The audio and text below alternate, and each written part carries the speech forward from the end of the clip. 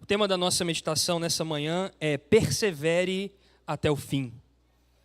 Meu desejo, o desejo do Senhor, da palavra de Deus é que o nosso coração hoje seja fortalecido nas verdades eternas que nos foram comunicadas por Jesus Cristo, a fim de que o nosso coração permaneça. O meu desejo, então, e o desejo do Senhor, e o nosso desejo deve ser permanecer até o fim. Queridos, e pensando sobre permanecer, eu me recordei essa semana, assistindo um filme lá em casa, me recordei de um outro filme. Um filme que eu assisti há muitos anos atrás, eu devia ter aí por volta dos meus 15 anos. Foi a primeira e a única vez que eu assisti esse filme, porque eu me recusei a assisti-lo novamente. Mas vocês vão entender por quê, talvez vocês já tenham visto esse filme. O nome dele é Sempre ao Seu Lado. Só quem viu sabe. Se você não viu, eu acho que você deveria ver. Mas você vai fazer igual eu fiz, você vai assistir uma vez só e nunca mais você vai querer se aproximar desse filme. Mas vocês vão entender por quê. Esse filme, irmãos, conta a história de um cachorrinho, um Akita, que vivia junto com o seu dono. E o seu dono tinha um hábito muito interessante, de sempre sair para trabalhar, e o cachorro o acompanhava até a estação de trem. E o cachorro sempre, na mesma hora, na hora que era um horário que ele deveria chegar de volta ali na estação, o aguardava. Certa vez o dono sai e tem um acidente e morre. E não volta mais. Mas o cachorro jamais saiu da estação enquanto teve vida, aguardando o dono voltar. Foi a primeira vez que eu chorei num filme igual uma criança. Gente, parece simples. Mas a verdade que Deus comunica em nosso coração é de que nós sejamos tão fiéis, à maneira que, enquanto o nosso Senhor não retornar, nós não arredemos o pé da estação, aguardando ansiosamente a vinda do nosso Senhor. O apóstolo Paulo fala, para todos aqueles que amam a sua vinda. Será que você consegue perceber que aquele simples animal... Irmãos, esse não é um filme somente, é uma história real. Se você for hoje no Japão, no mesmo local, existe um monumento que foi erigido ali, com uma estátua daquele cachorro, contando essa história de uma situação real, que aconteceu na vida de pessoas ali, e que impactou profundamente a cultura daquele lugar. Queridos, nós somos chamados hoje a permanecer. Aquele cachorro permaneceu porque tinha uma natureza fiel e dedicada. A fidelidade, o compromisso de um cão ao seu dono é um compromisso inquebrável. Os animais nos ensinam algo aqui. Um cão pode ser maltratado, mas ele jamais voltará as costas para o seu dono. Isso nos ensina que permanecer é muito mais profundo do que simplesmente uma decisão intelectual que nós temos a capacidade de fazer, intelectualmente e racionalmente. Está mais atrelado com a natureza do coração que de fato aprendeu a fidelidade. Aguardar tem a ver com isso. Irmãos, 1 João, capítulo 2, verso 18 a 27, nos mostra exatamente o que é fidelidade. O que é permanecer aguardando e desejando a vinda do nosso Senhor. Aqui nós entramos em uma espécie de estação de trem, a semelhança daquele filme.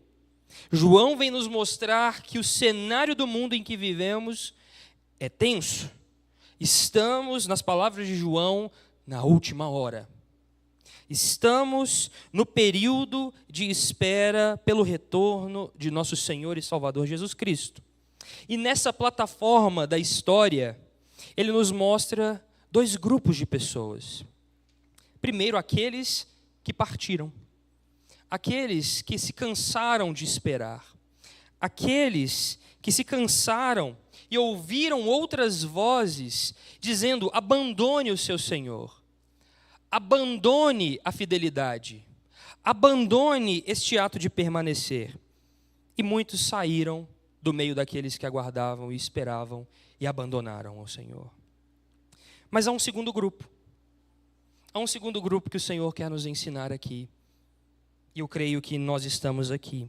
Aqueles que, mesmo em meio ao barulho dos anticristos, na linguagem que João utiliza, das mentiras e do engano do mundo, das tentativas de quebrar a fidelidade, de abandonar ao Senhor, continuam lá, firmemente aguardando, com grande expectativa no coração, o momento em que o seu Senhor, o seu dono, retornará.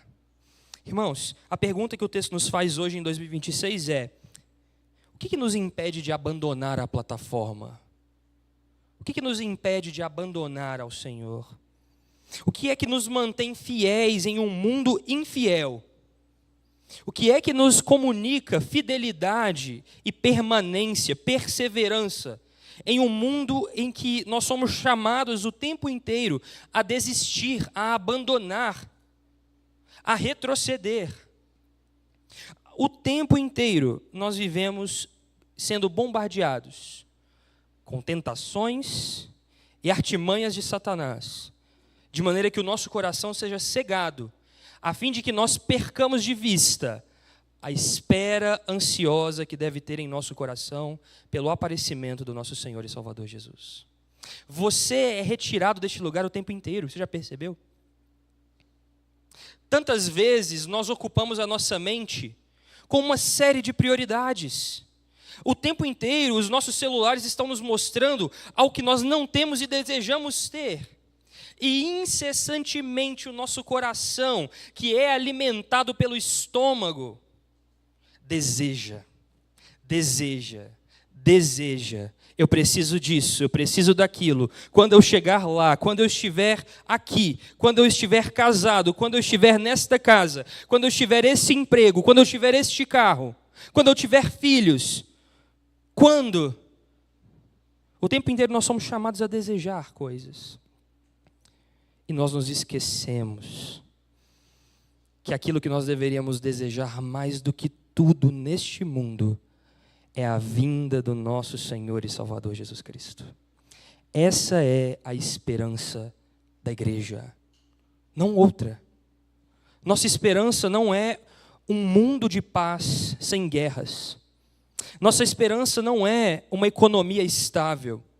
Nossa esperança é o retorno de Jesus Cristo. Essa é a esperança cristã. É por isso que o apóstolo Paulo e os demais apóstolos fortalecem 3 virtudes que são virtudes essenciais da fé cristã e da maturidade cristã: a fé, a esperança e o amor. A esperança, então, irmãos, é o que mantém acesa e coesa a fé que nos foi dada por amor, enquanto permanecemos aguardando o Senhor. Vejamos então o que o texto nos diz a respeito dessas coisas. 1 João capítulo 2, versos 18 a 27, que nos diz: Filhinhos, esta é a última hora. E como vocês ouviram que o anticristo vem, também agora muitos anticristos têm surgido. Por isso sabemos que é a última hora. Eles saíram do nosso meio, mas não eram dos nossos. Porque se tivessem sido dos nossos, teriam permanecido conosco. Mas eles foram para que ficasse manifesto que nenhum deles é dos nossos.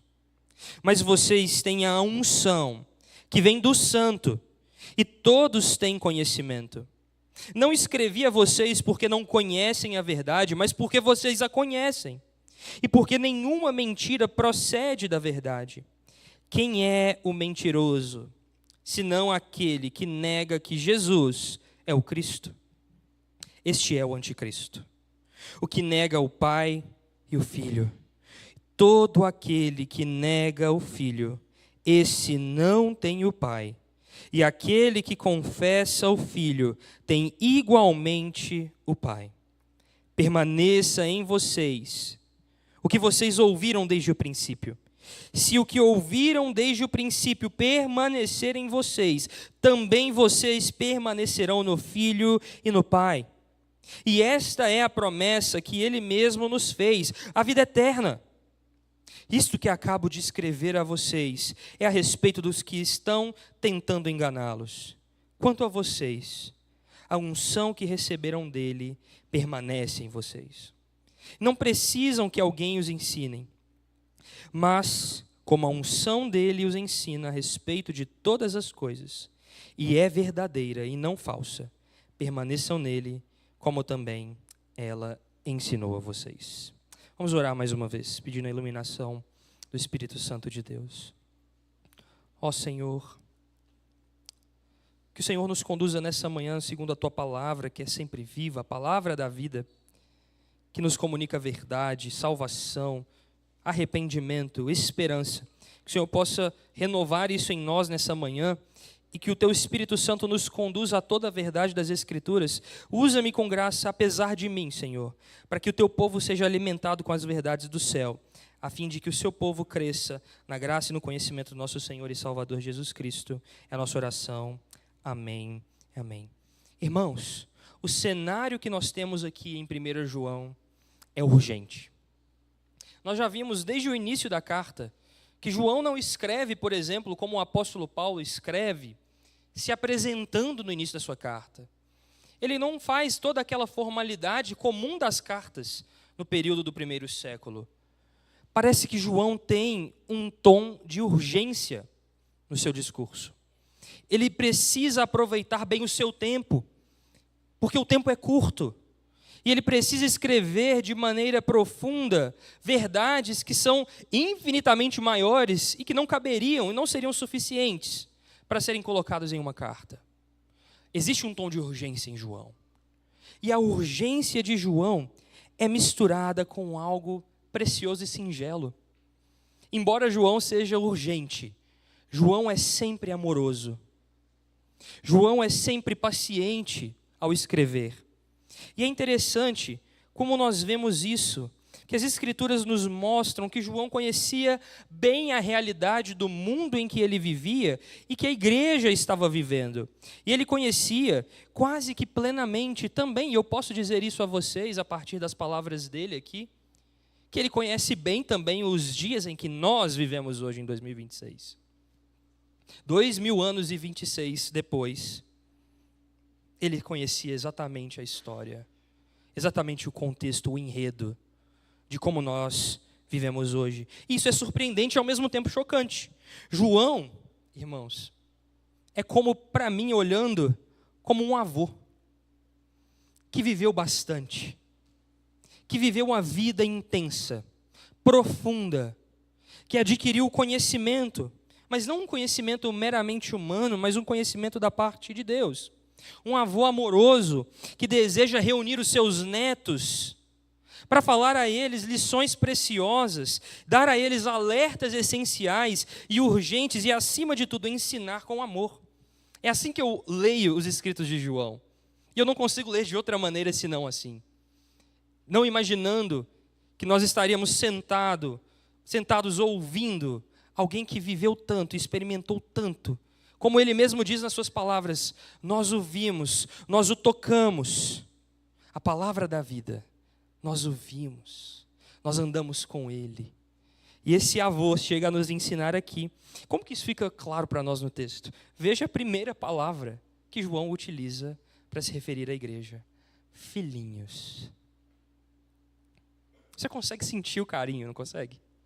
Você consegue sentir a proximidade. Você consegue sentir que é alguém que não só escreve a pessoas que ele não conhece de maneira impessoal, não, é alguém que escreve profundamente do coração e escreve para pessoas que ama profundamente. João chama então a amada igreja, ou as amadas igrejas a quem ele escreve, de filhinhos. Você vê o amor de Deus fluindo aqui.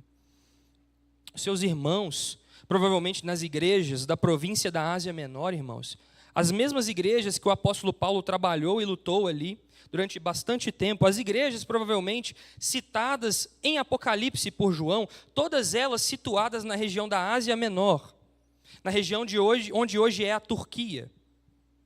Provavelmente essas igrejas conheceram o amor de Deus através do apóstolo João, que não era de maneira incomum chamado do apóstolo do amor. De fato, mas a sua chamada à igreja, a chamada de sentar à mesa, filhinhos, venham aqui, me escutem bem, ela vem carregada com uma urgência. Por isso ele diz, esta é a última hora.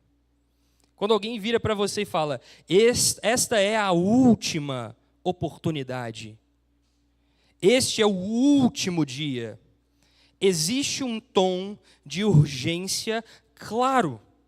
Existe uma oportunidade, uma janela aberta que está para se fechar.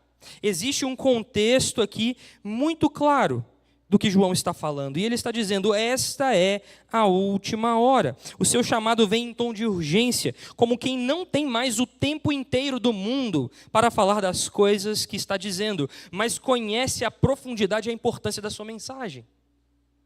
João sabe que as palavras que ele escreve agora não são meramente palavras do apóstolo, mas são guiadas pelo Espírito. Se você voltar e ler o Evangelho de João, e é uma experiência belíssima, irmãos, ler as cartas em paralelo com o Evangelho escrito.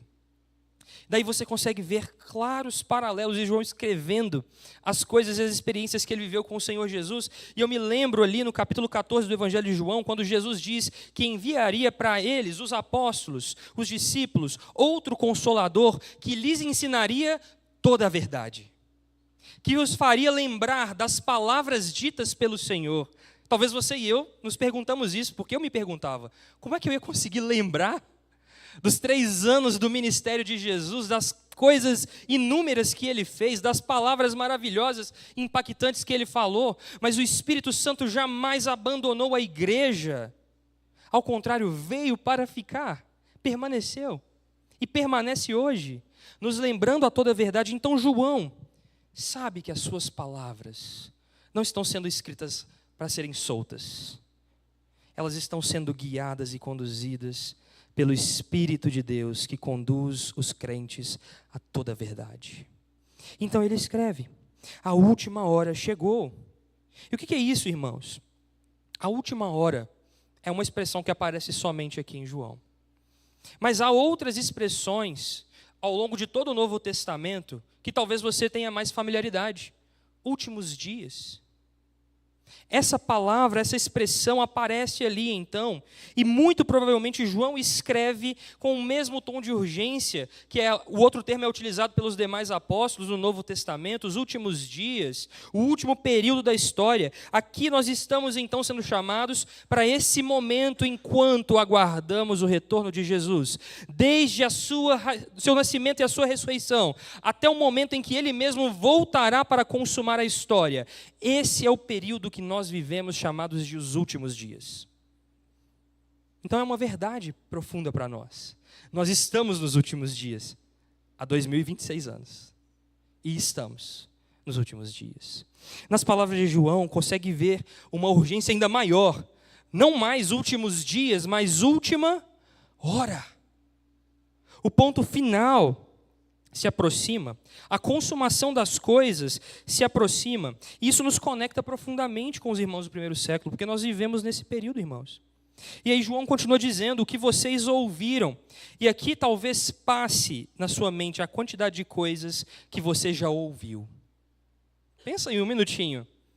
Quantas vezes você parou para ouvir, estudar, ler alguma coisa? A quantidade de coisas, de conteúdo que você absorve ao longo do seu dia, ainda mais com o celular, a internet, o tanto de coisa que vem a nós e passa pela nossa mente, que nós ouvimos, pessoas que falam coisas conosco, conversas no WhatsApp. Olha a quantidade de informação, a quantidade de coisas que nós ouvimos. E João está aqui chamando a atenção dos seus irmãos, dos seus filhinhos, não para qualquer uma dessas informações que passam pela mente. Não é a mensagem do WhatsApp que entrou aqui e você esqueceu de responder no final do dia. Não é algum anúncio que você estava ali no Instagram e viu. Não é o carro que passa vendendo alguma coisa na sua rua que você escuta. Não. O que João está chamando aqui quando ele diz as palavras que vocês ouviram, João está chamando os seus irmãos, os seus filhinhos, os seus amados a se lembrarem da proclamação do Evangelho. Nós ouvimos muitas coisas, irmãos, mas há uma mensagem, apenas uma, que entra profundamente em nossos corações e jamais sai. Há palavras que passam pela nossa mente, mas há só uma proclamação que fica e permanece, e que permanecerá para sempre. Eu me lembro aqui nos últimos dias da minha avó, que tinha 86 anos, mãe da minha mãe, como ela cantava as canções que ela cantava na igreja presbiteriana. Como ela recitava para mim versos bíblicos completos. E ela já não lembrava de muitas outras coisas. Mas a palavra de Deus vem e permanece. Permanece. Fica. E João então está falando aos seus irmãos sobre essas palavras. As palavras que ele anunciou no seu prólogo. Quando ele diz o que era desde o princípio, o que ouvimos, o que vimos com os nossos próprios olhos, o que contemplamos e as nossas mãos apalparam a respeito do verbo da vida. Essa mensagem, a mensagem do Evangelho de Jesus Cristo, essa mensagem vem e fica.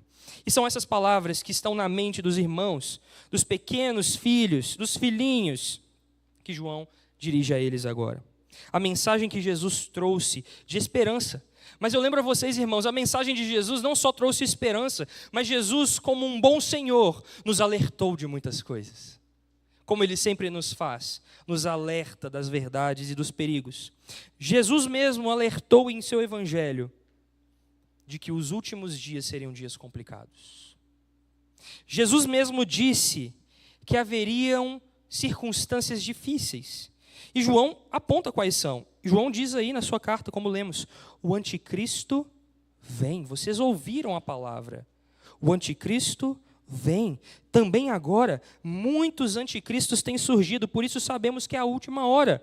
Ora, João fala isso tendo a certeza de que os seus ouvintes ouviram a palavra do Evangelho e se lembravam da palavra de Jesus, quando mesmo Jesus vai dizer que nos últimos dias muitos viriam em seu nome, fazendo prodígios e sinais e dizendo ser o Cristo.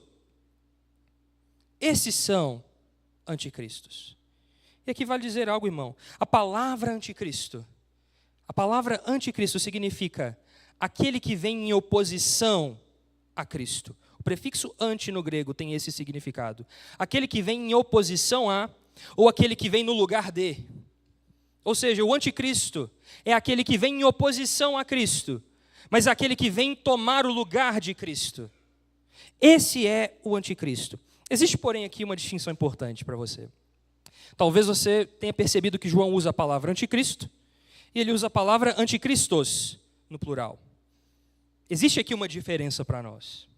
De fato, existe no Novo Testamento a mensagem de que há um momento na história, e haverá um momento na história, onde haverá a personificação completa de toda oposição a Deus, de toda oposição a Cristo. Este é chamado por João, porque João é o único que usa na Bíblia, irmãos, o termo anticristo, como está escrito aí. Este é o chamado pelo apóstolo Paulo de o homem da iniquidade, em 2 Tessalonicenses.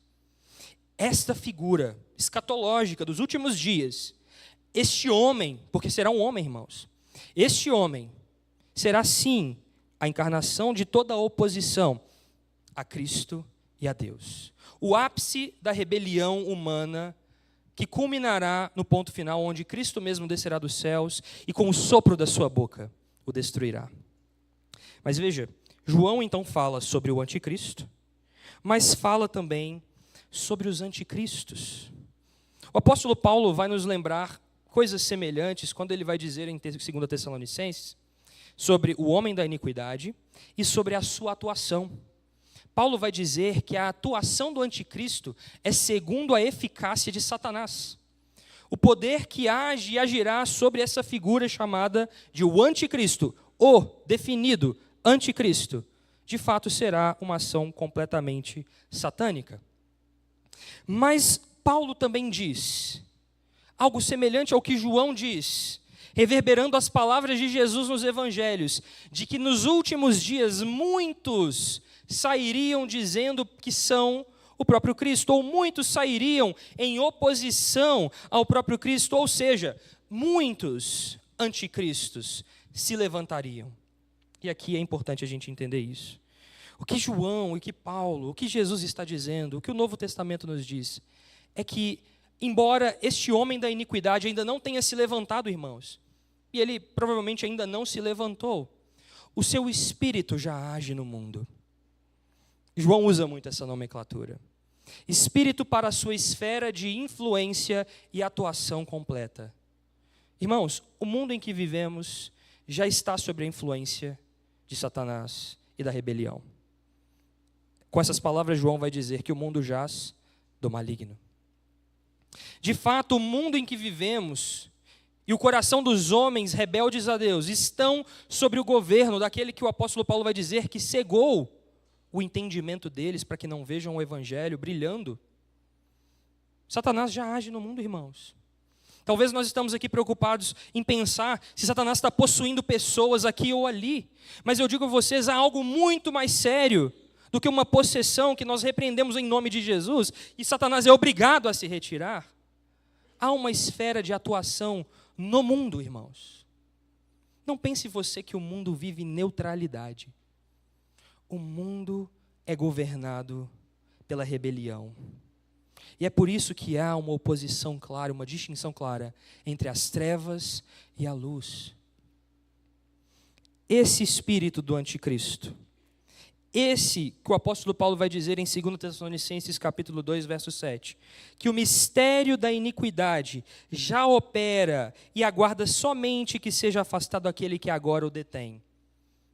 Esse momento é o momento em que nós vivemos. É por isso que João vai dizer o que ele diz em seguida. Ele diz, eles, os anticristos, na sua primeira carta, saíram do nosso meio. Saíram do nosso meio, mas não eram dos nossos. Porque se tivessem sido dos nossos, teriam permanecido conosco. Mas eles se foram para que ficasse manifesto que nenhum deles é dos nossos. Nós nunca pensamos, irmãos, que o inimigo mora ao lado. Nós nunca pensamos que a mensagem de João poderia ser tão chocante e urgente. Que estes chamados anticristos, que antecedem o homem da iniquidade, o anticristo, são marcas temporais e sinais reais diante de nós, de que nós estamos nos últimos dias, e nós nunca imaginamos que estes chamados anticristos sairiam da mesma mesa que comeram conosco. Nós nunca imaginamos que os chamados anticristos participariam da ceia do Senhor no domingo, como participamos hoje, e pouco tempo depois estariam negando o nome do Senhor. Nós jamais imaginaríamos isso, eu jamais imaginaria algo assim. Mas é esta a mensagem de João. Muitos abandonaram a fé. Mas eu digo a vocês, muitos abandonam a fé ainda hoje. Muitos abandonam a fé. E isso é triste, irmãos. E não há algo mais triste para o coração pastoral do que ver pessoas retrocedendo, do que ver pessoas abandonando a Jesus, do que ver pessoas que provaram do dom de Deus, que estiveram entre nós, que se sentaram aqui, em qualquer igreja cristã no mundo, que prega o evangelho genuíno, que comeram do pão e beberam do vinho, e que abandonaram o Senhor, rejeitaram a verdade do evangelho. Isso para mim é inconcebível, é triste, irmãos, isso tem que entristecer o seu coração. Isso tem que trazer a você angústia, mas apesar da angústia que isso causa, eu posso falar aqui para vocês, irmãos, que Deus está mostrando algo mais importante e essencial através dessas coisas, porque nada acontece sem propósito. Deus é o Senhor e o autor da história e guiará a história ao seu ponto final. E a verdade essencial aqui, que parece ser o centro da mensagem de João, não é que os anticristos simplesmente saem do nosso meio, mas o oposto. A verdade que João quer te trazer à mente hoje, como filhinhos que somos de Deus, é que o crente legítimo permanece. Os crentes perseveram. Os crentes não retrocedem, eles avançam, eles são firmes. Esse é o centro. A verdadeira fé permanece enquanto a fé falsa desmorona, seja através das perseguições, dos contextos e das circunstâncias. A semente que cai entre os espinhos é sufocada, irmão. Essa é a verdade que João está nos alertando aqui. Mas nós não podemos ignorar algumas coisas, e eu digo a vocês. Primeiro, os que abandonaram a fé não necessariamente significa aqueles que abandonaram a comunidade da fé. Embora abandonar a comunidade da fé seja algo extremamente errado, incoerente com o Evangelho, nem todos aqueles que saíram da igreja abandonaram a Cristo. Isso é importante dizer. Isso está fora do nosso controle. Uma coisa não necessariamente equivale à outra, mas há um grande sinal de alerta naqueles que abandonam a igreja, por quaisquer motivos que sejam. Irmãos, não há aqui nenhum motivo que seja suficiente para que um crente decida abandonar a comunhão. É possível que você tenha de sair de uma igreja local para outra, mas abandonar a comunhão dos irmãos é inconcebível à fé cristã. Mas eu digo a vocês, muitas vezes os que abandonam a fé e saem, e aqui João faz uma distinção para nós, estes que abandonaram a fé e saíram e se tornaram anticristos, ou seja, aqueles que se colocaram agora em oposição à verdade de Deus, aqueles que agora vão oferecer outras estruturas de salvação no lugar de Cristo, esses aqui não somente saíram do meio, o ponto não é a saída geográfica, o ponto é a rejeição da fé em Cristo Jesus, das verdades do Evangelho. E eu digo a vocês, há um crente verdadeiro e legítimo. É possível que ele seja enganado por um período definido de tempo, cego e o coração completamente endurecido pelo pecado, e se afaste do seu Senhor. Mas a verdade máxima é que o verdadeiro crente, a despeito dos abismos mais profundos que pode chegar, veja e lembre-se de Davi, o rei. Por mais profundo que foi o seu pecado, mais infame que ele cometeu, o maior profundo abismo dele foi quebrado por meio da redenção que Deus o puxa. O retorno é inevitável. E este é um sinal para nós. Entendendo isso, nós agora percebemos que, de fato, o que João está alertando aqui não é simplesmente uma debandada da fé, ou da igreja local. Não, é uma rejeição e uma oposição contrária à fé cristã, às verdades essenciais de quem Cristo é. E é exatamente isso que o apóstolo Paulo vai dizer, e o Novo Testamento inteiro vai dizer. Muitos falsos mestres vão surgir, irmãos. E a verdade é que eles saem do meio de nós. Meu coração se espanta, mas eu não deveria me espantar quando eu vejo pastores que outrora pregavam o evangelho com fidelidade, abraçando pautas do evangelho do mundo de hoje. Rejeitando a Jesus e rejeitando as verdades eternas, abraçam os seus próprios corações e as suas próprias concupiscências. Começam a fazer do seu estômago o seu Deus, nas palavras do apóstolo Paulo. Buscam honra, glória, fama, poder, dinheiro, posição política e abandonam o evangelho de Jesus Cristo. Ainda que isso seja terrível, absurdo, nós não deveríamos nos espantar com isto, porque o Senhor nos alertou destas coisas. É do meio da igreja, irmãos. Não é de fora, não é um pagão. O anticristo provavelmente não será alguém pagão. Não é alguém de fora do contexto, não. É alguém que rejeita plenamente a verdade que Cristo é o Senhor. Irmãos, isso é importante para nós. Os crentes de verdade permanecerão e perseverarão. Mas a segunda pergunta dos versos 20 a 23 é: qual é o recurso da espera? Como é que nós vamos permanecer? Uma vez que nós entendemos que muitos debandam da fé, como é que a gente vai permanecer? Como é que eu e você podemos permanecer e perseverar? E João vai dizer a partir do verso 20, veja: mas vocês têm a unção que vem do Santo, e todos têm conhecimento. Não escrevi a vocês porque não conhecem a verdade, mas porque vocês a conhecem, e porque nenhuma mentira procede da verdade. Quem é o mentiroso, senão aquele que nega que Jesus é o Cristo? Este é o anticristo. O que nega o Pai e o Filho. Todo aquele que nega o Filho, esse não tem o Pai. E aquele que confessa o Filho tem igualmente ao Pai. Entendemos então, irmãos, que permanecer é a chave. A pergunta que fica é como permanecer. E João responde: mas vocês têm a unção que vem do Santo, e todos têm conhecimento. A resposta de João é clara para nós e tira qualquer sombra de dúvidas, mostrando aqui que o que é que faz com que os crentes permaneçam é a ação do próprio Deus em mantê-los de pé. Mas como os crentes são mantidos por Deus de pé? São ungidos pelo Santo, e aqui é uma expressão que se refere claramente à ação do Espírito Santo de Deus na igreja. O que mantém os crentes, nas palavras de João, é a unção que vem do Espírito Santo de Deus, que é capaz de firmar os pés, de firmar os passos do crente mais humilde até aquele de mais idade, do mais jovem ao mais experiente. É o Espírito Santo.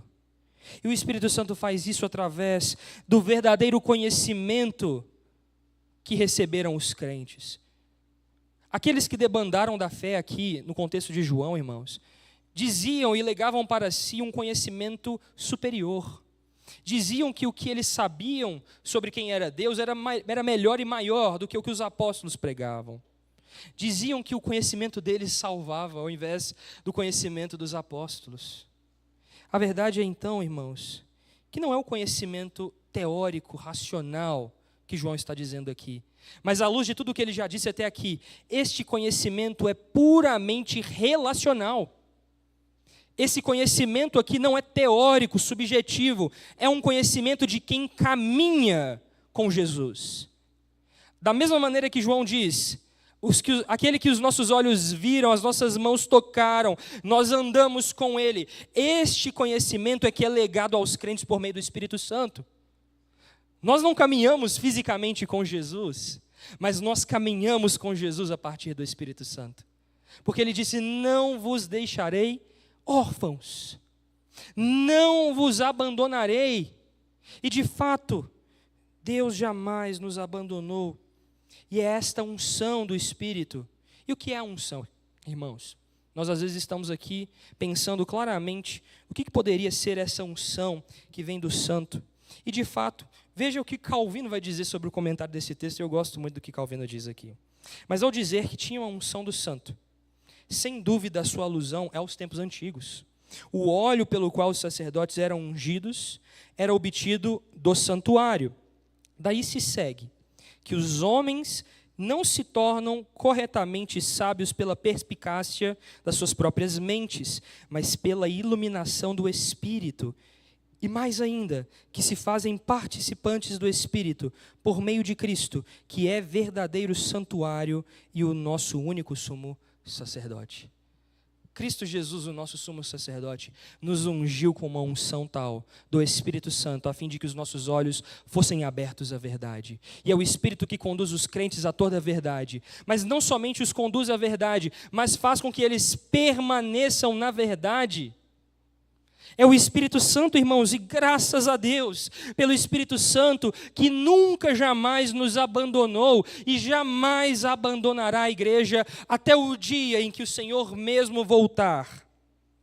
Graças a Deus, porque é Ele quem ilumina o nosso entendimento. É Ele, irmãos, que nos tira da caverna escura, no qual estávamos amarrados e presos, sem poder ver e contemplar nada. É Ele que não somente nos tira da escuridão, mas abre os nossos olhos. É Ele que não somente nos tira da escuridão e abre os nossos olhos, mas nos dá de volta a visão.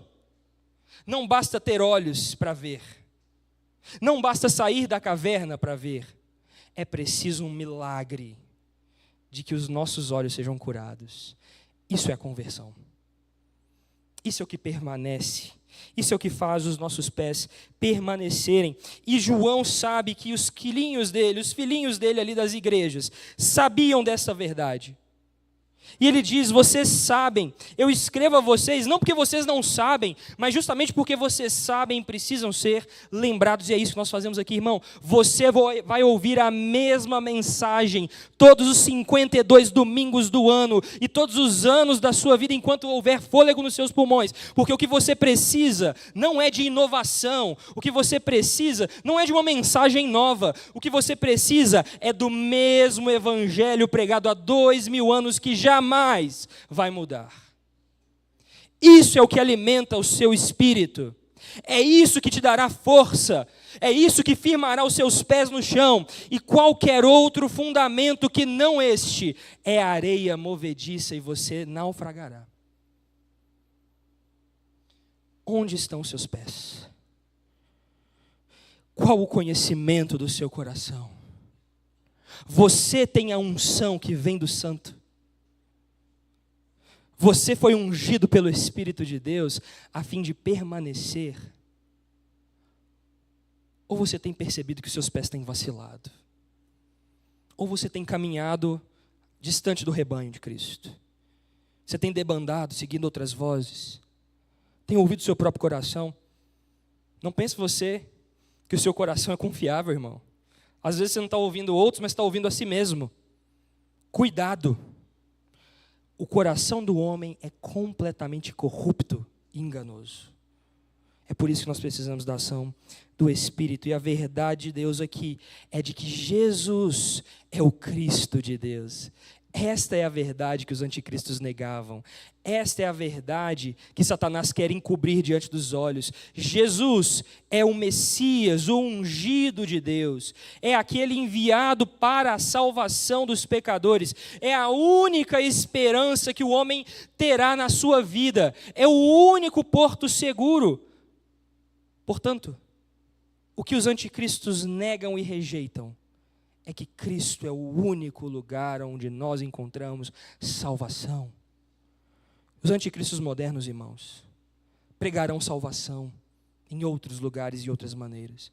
É possível você estar na igreja, neste ambiente, nesse quadrado aqui, e viver segundo outro evangelho, e viver sendo enganado e buscando salvação em outro, buscando salvação na sua performance espiritual, buscando salvação em obras.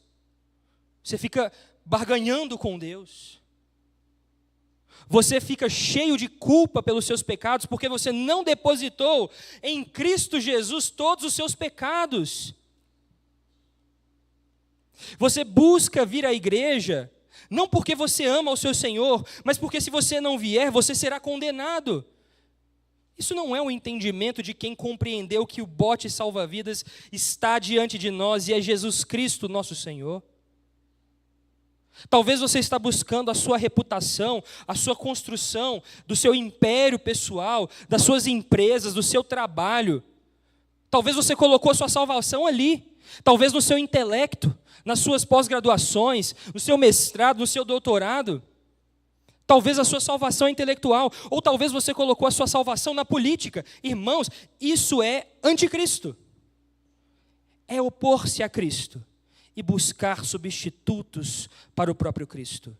Isto é rejeitar o Evangelho, buscar salvação em qualquer outro lugar. E é por isso que o apóstolo Paulo vai dizer: não há nenhum outro nome dado entre os homens pelo qual importa que sejamos salvos. O único nome é Jesus. Salvação só em Jesus. Só em Jesus. E o ministério do Espírito Santo nos conduz a Jesus Cristo, nos conduz à verdade daquele que é o único que nós podemos encontrar salvação, e nos finca ali, e nos planta ali, de maneira que os nossos pés não sejam movidos de lá jamais. Satanás, irmãos, o espírito do anticristo, age no oposto, te levará para distante de Jesus, te afastará do Evangelho, te afastará do perdão, da reconciliação, te afastará das verdades espirituais, te afastará do seu irmão. Não pense você que você está aqui na igreja para viver isolado. Satanás enganará muitos, afastando os seus do meio do rebanho. Não pense que você tem fé para viver sua fé sozinho. Isso é imaturo e insensato. Você está seguindo uma direção com todos os sinais possíveis, te dizendo, não siga este caminho. Não ande neste barco sozinho. Não pise neste lugar sozinho. E você insiste em viver a vida isolado, sobre os seus próprios pensamentos, sobre o seu próprio coração, preso dentro de si mesmo e ouvindo as vozes da sua cabeça, que te dizem o contrário daquilo que o Evangelho te diz. Abra o seu coração, irmão. Que o Espírito Santo te conduza à verdade que Jesus é o Senhor.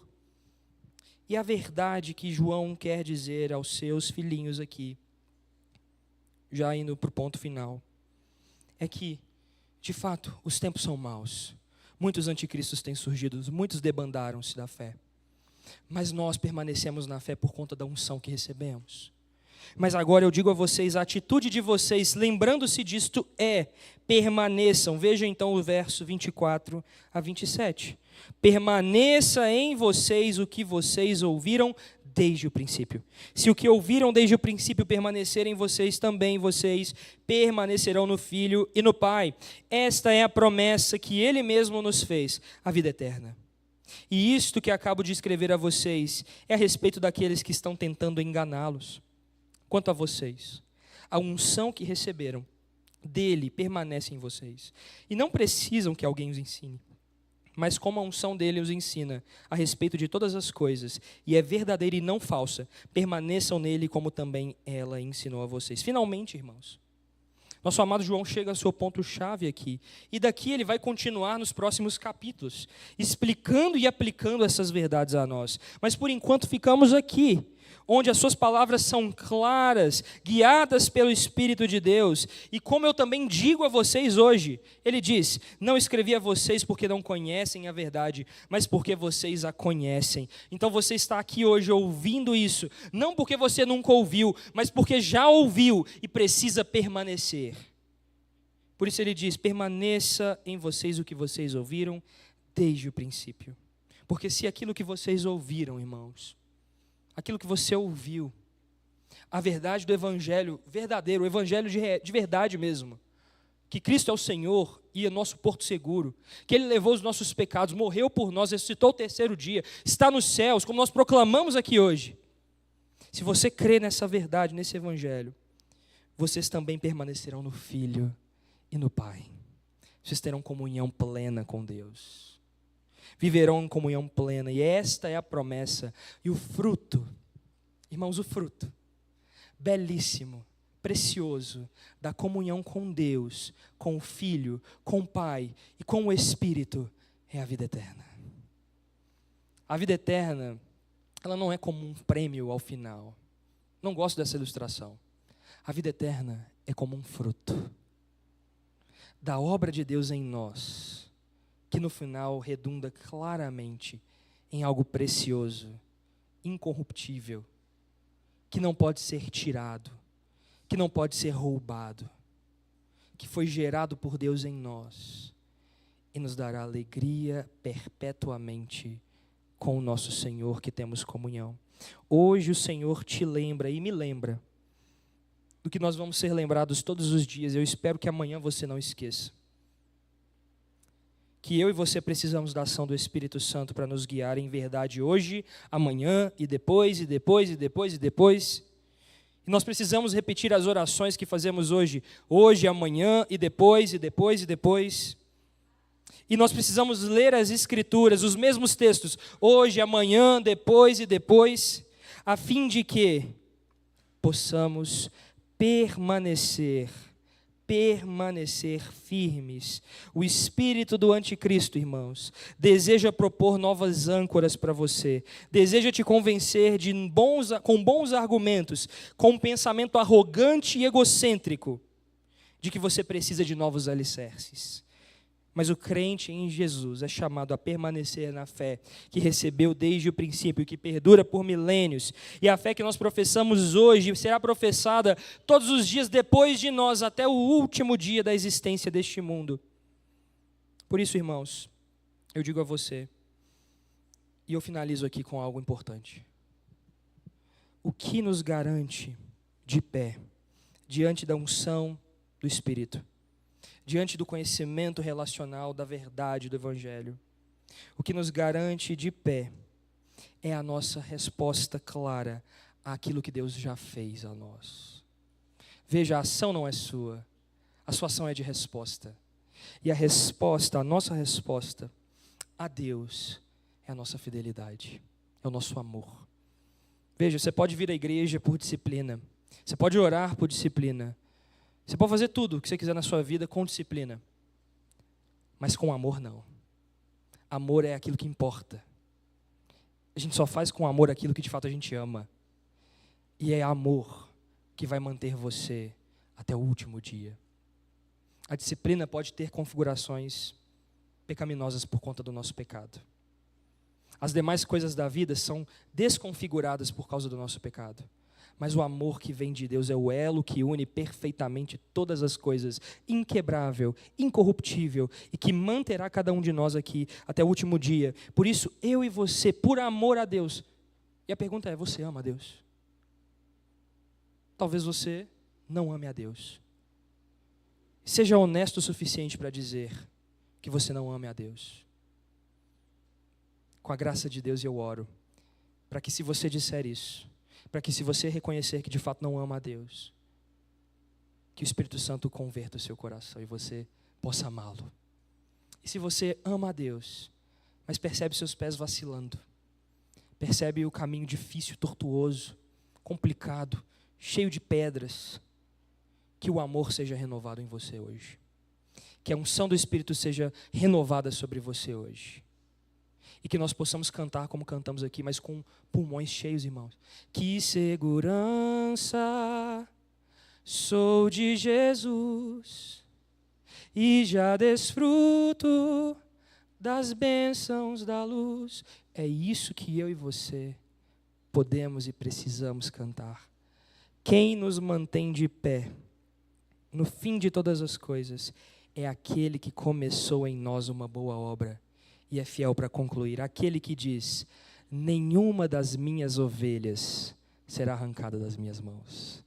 A nossa segurança eterna não está em nós, no nosso conhecimento, está no Senhor e Salvador Jesus Cristo, que nos mantém presos a Ele, anelados a Ele, presos, amarrados a Ele, até o último dia das nossas vidas. Oremos, irmãos. Ó Senhor, nós te louvamos e te bendizemos, porque, como o Senhor nos ensinou, as tuas palavras são vida. E a pergunta que o Senhor faz nos evangelhos é, porventura, quando o Filho do Homem vier, encontrará fé na terra? Os anticristos, Senhor, as mentiras, os escândalos, que isso tudo, ó Pai, sejam instrumentos nas mãos do Senhor, Deus soberano, para refinar a nossa fé, para sacudir o teu povo, para que aqueles que não são dos nossos, mas estão entre nós, possam ser revelados em seu coração. E que, segundo a tua vontade, possam encontrar arrependimento genuíno. Mas para que também aqueles que têm fé genuína possam produzir o mais puro suco da verdadeira fé, que glorifica o seu nome. Fortalece os meus irmãos aqui, Senhor. Fortalece a cada um de nós, Senhor, na unção que vem do Espírito, no conhecimento relacional com a palavra da vida, a fim de que os nossos pés sejam colocados sobre uma rocha eterna, inabalável. Que a nossa alma anele pelo Senhor e que por amor nós busquemos a tua face. E a fim, Senhor, de que seu nome seja glorificado, nós podemos dizer, como o apóstolo Paulo disse, que nós estamos bem certos de que aquele que começou a boa obra em nós é fiel para concluí-la até o dia de Cristo Jesus. Nos ajuda a permanecer. Há aqueles corações que estão sendo açoitados pelas coisas do mundo, que o Senhor dê a eles, ó Pai, o descanso, a esperança e a firmeza de um chão sólido. Há aqueles corações que rejeitam ao Senhor, que o Senhor abra os olhos, para aqueles que não conhecem ao Senhor, vejam a salvação em Jesus. Tira os véus, Senhor, que o diabo coloca sobre os descrentes, ó Deus, a fim de que eles possam crer no único e suficiente Salvador. Nós oramos sabendo que o Senhor cuida de tudo e todos, confiantes de que o Senhor nos manterá firmes até o último dia. É a nossa oração em nome de Jesus. Amém. Que o grande amor de Deus, o nosso Pai, a graça salvadora de Jesus, a comunhão e as doces consolações e a direção do Espírito Santo seja com todo